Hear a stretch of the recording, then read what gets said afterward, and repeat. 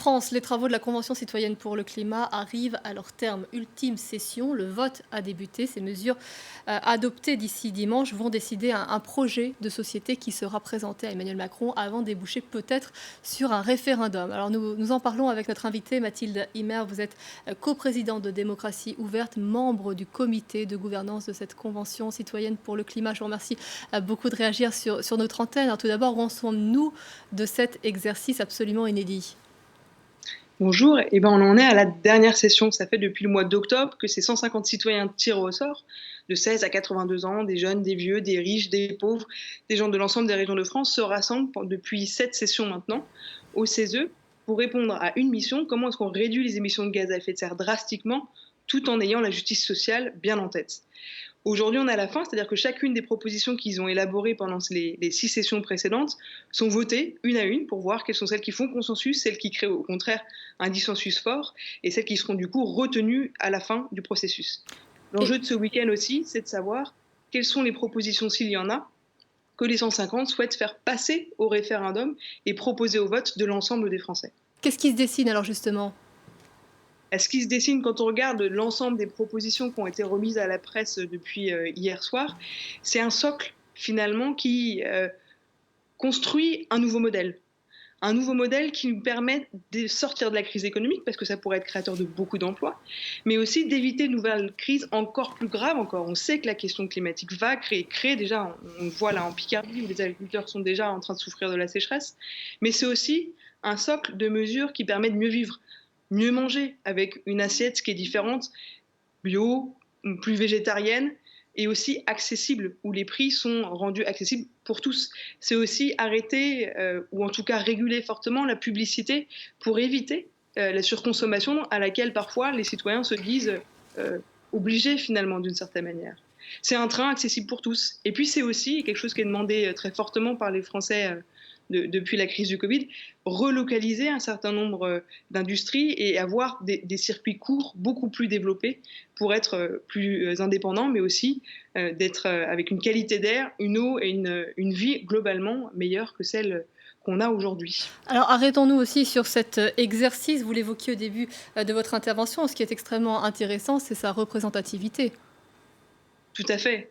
C'est ça qui est innovant et inédit en France, c'est que ces 150 citoyens ont été tirés au sort et qu'on a respecté 6 critères pour que ce soit vraiment une sorte de mini-France. Donc des critères de sexe, évidemment, autant de femmes que d'hommes, évidemment des critères d'âge. On a des jeunes à partir de 16 ans jusqu'à des personnes jusqu'à 82 ans, évidemment de zones géographiques, mais aussi de typologie de zones géographiques, zones rurales, périurbaines, métropoles, et évidemment des CSP, le niveau de diplôme, pour vraiment avoir une représentation la plus poussée possible. Et pourquoi est-ce que c'est important et pourquoi est-ce que c'est différent de ce qu'on a jusqu'ici? C'est que quand on regarde l'Assemblée nationale, on voit bien qu'il y a des populations qui sont beaucoup moins représentées, notamment les classes populaires. Le tirage au sort permet d'avoir une représentation des classes populaires beaucoup plus importante qu'à l'Assemblée nationale.